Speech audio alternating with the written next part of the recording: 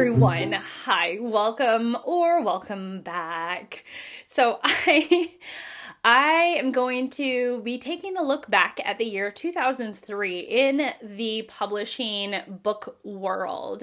We are going to go through 2003, the highlights, the lowlights, best books, books I've read that I didn't like, all of the above, and really get to know that year a little bit better. This is a long-standing series on my channel. I took a little hiatus from it for a while, but I'm back at it again, and I'm excited to share with you.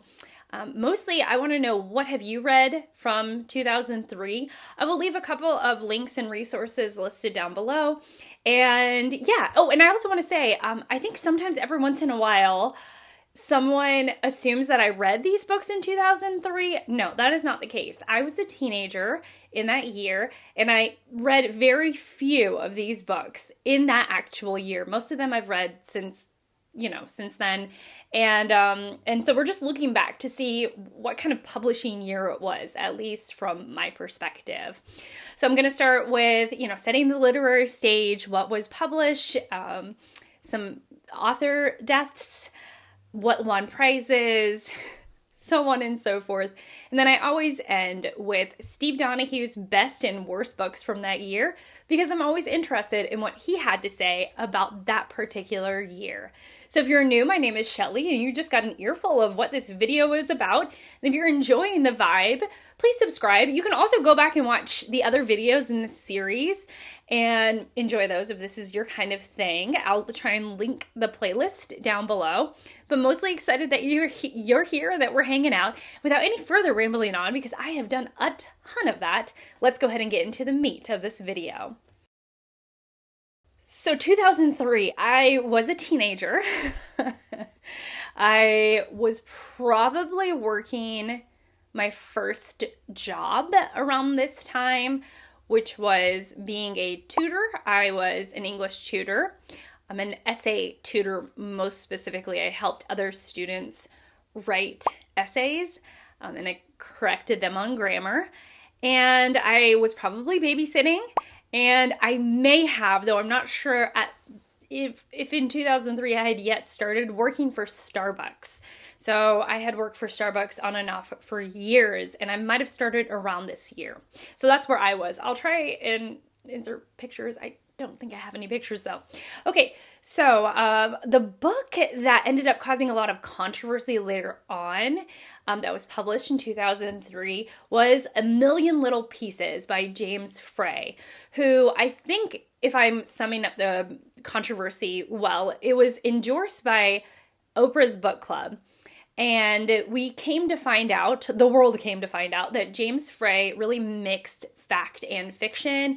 I think there was he really blurred that line, and there was a lot of hyperbole. Although I think at the time when Oprah recommended it, she really thought it was just purely fact, purely a memoir. And really it was a blend, I believe. And so she got really mad at James Frey and called him out on her show. And I think later on she came to regret being so hard on him, because I don't think it was the devastating offense that she made it out to be, though I could have gotten some of my facts wrong. Some of you probably remember the scandal more than I do, although this didn't happen in 2003, though James Frey's book was published then. So the books that I kind of plucked out that I feel like shaped that year, that either got extremely popular, that were published in this year, was J.K. Rowling's Harry Potter and the Order of the Phoenix. I definitely read this in that year. I was a teenager, gripped by Harry Potter. That was my series. I adored it. And I was reading, at this point, the books as they were being published. I was a huge fan of the series. Also, a book I never actually got to read, but what made huge literary splashes, was Dan Brown's The Da Vinci Code, as well as Mitch Albom's, is that right? Albom? The 5 People You Meet in Heaven. I did read The 5 People You Meet in Heaven, and I couldn't understand the hype. I think I should have been tipped off back then. I don't think I read it in 2003. I think I read it in the ensuing years. However, back when I read it, I should have been tipped off as to how sort of eye-rolly I find certain sentimental books, because I remember feeling very eye-rolly about this book. And then Khaled Hosseini's The Kite Runner's book also came out and has been, since it's been published, it has been widely read. I also read this. I don't love it. I think that there are certain setups in the story that irk me as a reader. I don't love a really traumatic event that starts a story. I would rather slowly get to know a character and organically really start to care for them, because the author's doing a really good job showing you what a wonderful character they are, rather than me feeling like, because of a traumatic event, which is what Khaled Hosseini does, through a traumatic event, all of a sudden you feel bad for the character and you're immediately invested because you kind of trauma bond with them. It's sort of loosely that. So I would much rather get to know a character and feel genuine, anxiety over their peril, because I just care for them so much, because they're more three-dimensional to me, because the author did a good job, rather than sort of watching something terrible happen to a character and then I immediately feel bad for them, because there's no real other place for me to go emotionally. Okay, so enough about The Kite Runner. Movies that came out this year was The Lord of the Rings and The Return of the King. I did watch this in the movie theaters. I think I watched it with a boyfriend. I don't remember, but I remember watching it. And I remember the ending going on and on. I felt like there was 5 endings to that movie. I don't know how I would feel now, but I had not read Tolkien. I had not read The Lord of the Rings. So to watch this and to watch it end, and then it feels like it has another ending, and then another ending. I understand now the sort of sentimentality that Tolkien was trying to capture, the ending of an era, the ending of a time, this real sense of loss and longing, but satisfaction for closure. I get it now. But back then I was like, why won't this movie end? This was teenage Shelley, In 2003, we lost some wonderful writers. 3 that I had noted on April 7th, Cecile de Bruynhoff, the children's writer of Babar, she passed. On June 21st, the American novelist Leon Uris, who is not often read these days, as many of you have pointed out, he passed. And on July 10th, the British novelist Winston Graham shuffled off this mortal coil. Here are the books that were published in 2003 that I've personally read from the fiction category. So 2 books I actually don't remember very well, one of which I read actually kind of recently, and it was Blankets by Craig Thompson. This is a chunky graphic novel, a coming-of-age story around somebody who I think had a lot of religious pressure on them as a child or as a young adult, and then grew up, and their growing up experience. But I don't remember much about it, the true definition of being forgettable. The other book that it's kind of hazy in my mind, and it's The Curious Incident of the Dog in the Nighttime by Mark Haddon. This is written from the perspective of somebody, or the main character is neurodivergent and is on the spectrum of some kind, and it's from that perspective. And so the way the character pieces together what happened in this mystery book is very interesting. Though it's kind of hazy in my mind. So we also have a book that I didn't care for, and I talked about it. I've read it since being on my channel, and I've talked about it, and it was The Wife by Meg Wolitzer. This is about a woman, and in the very opening scene, she's like, I'm going to divorce my husband, and she has that crystallized decision made in her mind, and from there we realize why she does want to divorce him. He's a writer. She is incredibly supportive of him, to a fault even, and it becomes very clear that she really shouldn't continue her life with him. And I remember it being a touch message heavy, to the point where I was kind of like, okay, I get it. Thanks. Thanks, but no thanks, a little bit. All right, now let's move into books that I actually quite liked. The first is one I will probably have to revisit because I remember loving this book at the time, but I've heard some critiques on it, and it's probably one that I ought to revisit, and it's The Time Traveler's Wife by Audrey Niffenegger. And she blends fantasy, a fantastical element of a person who moves around in time and is moving around in time involuntarily, and he is in love with a woman who doesn't move around in time. And so it's their love story of this really odd sort of conundrum at the center. I think there's a lot to be said about what Niffenegger feels is like what makes a soulmate, or what makes the person that you were meant to be with. That is really at the heart of this book. And so epic love story is my jam. Like, I do love an epic love story. So in many ways, it hit all of those buttons for young me when I read this, I think in my early 20s. And I just really loved it, but I don't know how I would feel about it now. And then two truly excellent, and I mean truly excellent, mysteries, historical mysteries, actually. The first being the Maisie Dobbs by Jacqueline Winspear. She started the Maisie Dobbs series in 2003, which is so awesome. It's continued, and at the heart of it, it's post-World War I. Maisie Dobbs was a nurse during World War I and has lived through, has had quite a bit of life experience, even at her young age. And at this point, she wants to be an investigator. She wants to open her own business. And it's set in London, and we see how the war has affected people and how Maisie Dobbs, approaches her work, which is still very much tied to post-World War I England. I really liked it. It was great characters. I need to get to the second book. It was just a lot of fun.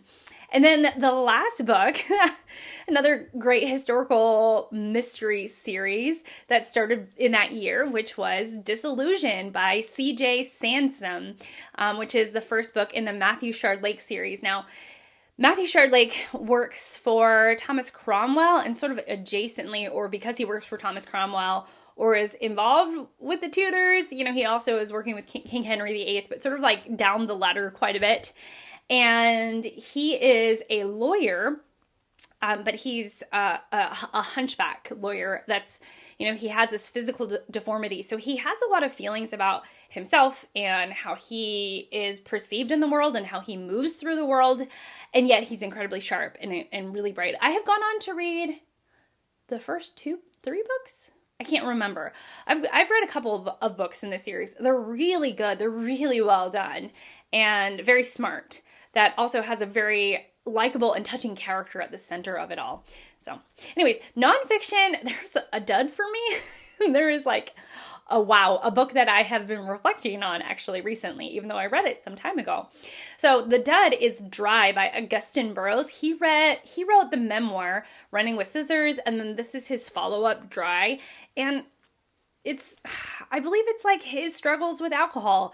He is one of those serial memoirists that sort of, I think, play a little bit on sensationalism and, I don't know, I think he plays up his experiences in order to sell his work.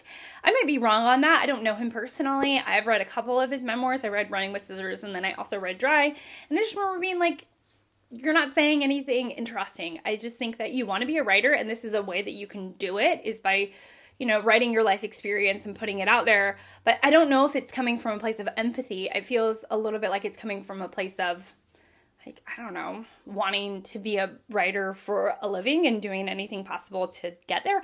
I don't know. That feels judgy coming out of my mouth, so I don't mean to be judgy in any way. I just didn't get along with his work, and I don't really understand what he's doing with his writing. So the other one that's really good and really ingenious is Regarding the Pain of Others by Susan Sontag. This is about war photography, and she looks at war photography from all these different sides and ultimately ends up on the note of empathy. And it's so good, and it's so articulate and thoughtful, and it's an essay that just unfolds perfectly. It's a very thought-provoking piece, and I would encourage anybody to read it. It's so, so good. So in terms of children's literature, I have 3 notable children's literature pieces. There's The Tale of Despereaux by Kate DiCamillo. I've read quite a bit of Kate DiCamillo, though not recently. She writes really excellent books for 4th and 5th graders, or kids that are between 8 and 11 about. So in this book, it's the tale of a mouse who's living in medieval times, I believe, and there's a very wry narrator. And I liked it, and I think that this is one of her most famous pieces, but there are 2 books I like, I think more than this, that she has written. I really love The Incredible Adventure of Edward Tulane. I think it's something like that. I really love that book. I think that might be my favorite from her. And then she also has Because of Winn-Dixie, which is also an incredible book. Anyways, The Tale of Despereaux came out in 2003. We also have Don't Let Pigeon Drive the Bus, which is by Mo Willems, who has had an extraordinary children's book career since having this book published. I think this might have been the launch of Willems' career. I mean, his artistic style is iconic, and the humor that comes out in this book really sets up for a lot of children's books that come after it. And then the final book, I actually read this recently too. I think all of my classes. I don't remember. I'm a children's librarian in my day job, and on the weekends I make videos. So The Dot by Peter H. Reynolds, which is about finding yourself as an artist and not putting all this pressure to be a certain way. It's beautiful. So I have 2 books that are still on my TBR from this year, and they're both nonfiction. So I have The Devil in the White City by Erik Larson.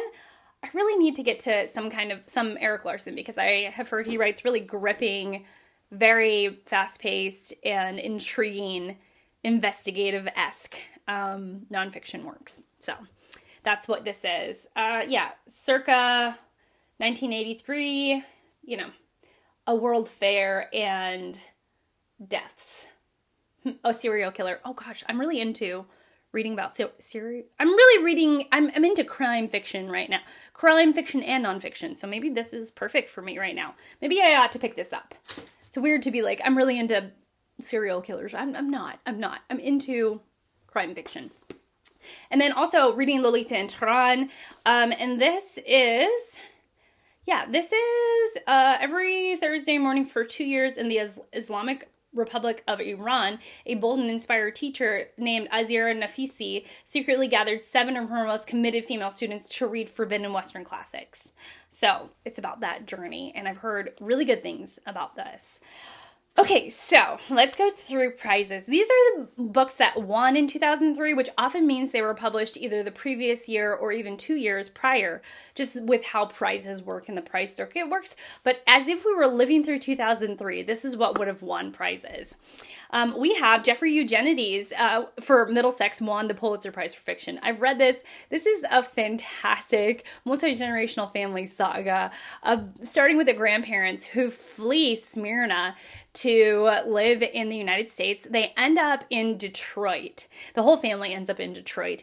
And there's a lot to be said about growing up and having, being first generation U.S. citizens here, and the cultural differences and all of that, which is great. But there's also this real sort of sorrow and love for Detroit, which is weird to say. But at one point, Detroit was like a happening city, and it's really not anymore. Yeah.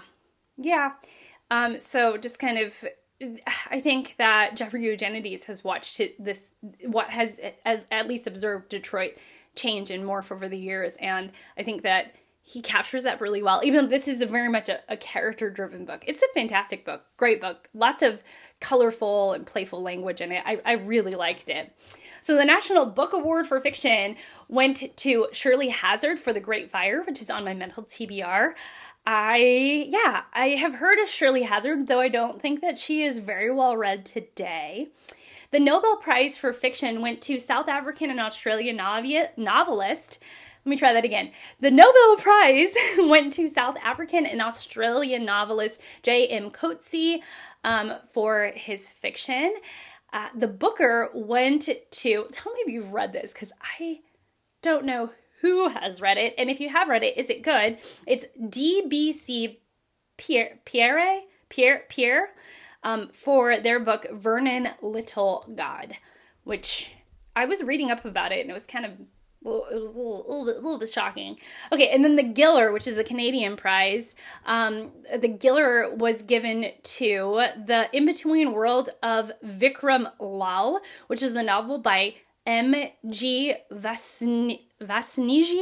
It's a narrative that tells the story of Vikram Lal in colonial and post-colonial Kenya, which I don't know much about Kenya, and I haven't read a lot of fiction that comes or is centered around that country, and so I'd love to know more, so this kind of piqued my interest. Now on to Steve's list. At this point, he must have been working for Barnes & Noble because he did a reflective blog post on the years where he wasn't a book critic in the professional sense. He's always been a book critic, I think, in his soul. But anyway, so he has the series of blog posts where he talks about the best fiction and nonfiction for that year, and he calls them interregnums. So we'll start with nonfiction and we'll move to fiction. Coming in at number 10 is 4B by Kristen von Kreisler. It is a book about beagles. And Steve has owned a lot of dogs, and a lot of dogs have been beagles in his life, so I'm not surprised to see a beagle book on here. Though I don't think that he would just put a book on here because it was about beagles. It has to be a really good book about beagles to have made his list. Number 9 is Hawthorne by Brenda Wineapple. This is going to be a biography of Nathaniel Hawthorne. Another biography, which is Robert E. Lee by Roy Blount. Obviously a biography about Robert E. Lee. Number 7 is The Peloponnesian War by Donald Kagan. It's about the 5th century BC war between Athens and Sparta, and it's told very energetically and has like a fresh perspective to bring to this very old material. The next book has a great title and a great description from Steve. It is The Double Life of Dr. Lopez by Dominic Green. Here's what Steve has to say about it. The long, complicated story leading up to the execution in 1584 of Queen Elizabeth's personal physician, the Portuguese Jew Rodrigo Lopez, is the heart of Green's vivid and immensely enjoyable book, the best work of Elizabethan history the young century has seen so far. Oh my gosh, that's really high praise from Steve. The next book is All the Shah's Men by Stephen Kaiser. And Steve talks about it like this. The countless evils of the CIA make for countless books, and this is one of the best. It deals with the 1953 coup in that the CIA investigated and aided in Iran in order to overthrow the then Prime Minister and install Shah. And it's Kaiser's drama thesis that the brutal oppression of Shah's reign led directly to the rise of radical Islamic theocracy in the form of the 1979 revolution. In reality, this is almost complete hogwash. The ousted prime minister in question was a monster, and the Shah, for all his autocratic tendencies, was most certainly was not. Ooh, interesting. So we're getting some history about Tehran, which I think is really fantastic. Number 4 is Jawhead by Anthony Swafford. It is a grunt's eye view of the 1990 Gulf War, full of grit and violence and energetic writing. A book about place, The Big House. This is by George Howe Colt, and it's about Colt and his family, how they take one last trip to a summer house that they've owned for years. It's full of sullen moodiness. Oh my gosh. And it looks like the house is set on the Cape Cod, which is a very particular setting. I don't know, this, where I am in my life right now, it kind of speaks to me in a way. Number 2 is They Marched into Sunlight by David Maraniss. This is going to tell a three-sided story about the Vietnam War in 1967. And his number one nonfiction book is going to be W.B. Yeats, The Arch Poet, by R.F. Foster, which is a 2-volume biography about this incredible poet. It obviously must be immensely well done because Steve gobbles up biographies like no other. In terms of fiction, number 10 is Some Hope by Edward St. Auburn. This is, I believe, the last installment of the Patrick Melrose series, in which this young man who has this awful and very traumatic childhood with sort of well-to-do parents, really damaging childhood, ends up growing up. All of the books are fascinating in their own way, and Steve says that this one is particularly gracefully done, in which, I would tend to agree. Number 9 is Great Neck by Jay Cantor. I'm deeply impressed by this panoramic novel that stretches from the living memory of the Holocaust to the social upheavals of the 1960s, and to this day I'm a little mystified as to why it's been forgotten. And then Steve goes on to say that Cantor here tells the story of a tight-knit group of friends striving to make sense of the burgeoning 20th century. That sounds really interesting. I like close-knit groups of friends. A book that Steve kind of, he poo-poos the title, which is called I Should Be Extremely Happy in Your Company by Brian Hall, but says just to put the title aside because this is a great historical novel about the Lewis and Clark expedition, which I think is really funny. Yeah, the title would not indicate that it is a Lewis and Clark expedition. Another book that Steve kind of poo-poos the title, and it's Gilligan's Wake by Tom Carson, and it is about taking characters from the TV show Gilligan's Wake and imagine gigantically complicated life stories for each of them. And he says it's executed perfectly.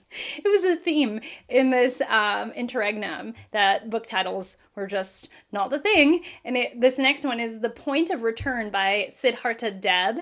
And he says, Deb tells the story of a young man named Babu and his unaccountable distant father, Dr. Dam, who share a house in a village in northern India, but neither know or understand each other. Deb tells his complicated story in fractured pieces floating all along the timeline of his two characters, and instead of being unbearably precious and show-offy, the innovation actually serves to make a very moving finale ever so more. Wow, that's great. Number 5 is Any Human Heart by William Boyd. So this is about the unforgettable character Logan Mountstuart, a slightly corkscrewy Englishman whose life takes on a wittily handled profusion of shapes during the 20th century, including spy, entrepreneur, writer, rich man, and poor man. Boyd, a writer I don't often find readable, much less compelling, creates a finely detailed character in Mountstuart, but he spends just as much time creating a finely detailed fictional look at the various crises of the British 20th century. Interesting story of a character, but also of a time period. A book with sparkling prose comes in at number 4, Still Holding by Bruce Wagner, as Steve continues to fuss about the titles back in 2003.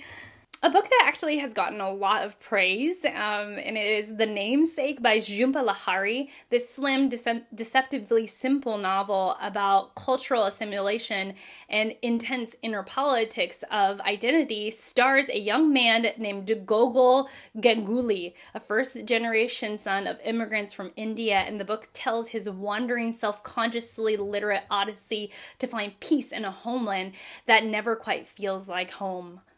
I've yet to read Lahiri, so maybe I'll start here. Oh my goodness, an author I didn't expect, Stephen Graham Jones, and it's All the Beautiful Sinners. This is a cop drama, but more than cop drama thriller type book.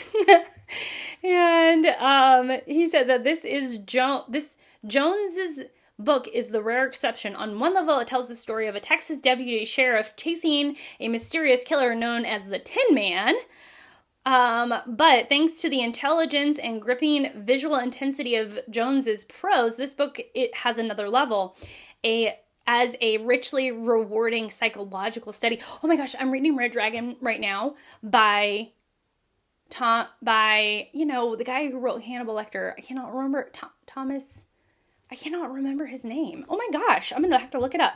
Thomas Harris. Okay, I'm reading Red Dragon by Thomas Harris. And one of the things I really like about it, even though it is a little scary for me, one thing I like about it is that a lot of it is about the psychological study of not just one person, but really about the three main characters. And I find that utterly fascinating. The number one book is The Song of Kings by Barry Unsworth. As we've already had occasion to note, I have a bit of soft spot for fiction set in the Homeric world.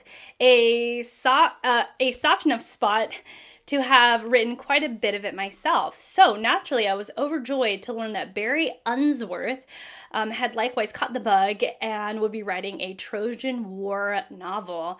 It is fantastic, apparently really good. Just really, really good and very original. Whew. I don't know this book. I've never heard anyone talk about it on BookTube, and now I am intrigued. All right, well, that's it. What have you read from 2003? What was going on in your life at that point? Would love to know. And that's it for me. So thank you so much for watching. Thank you so much for being here and spending this time with me. I really appreciate you. And I hope to see you all in my next one. Bye.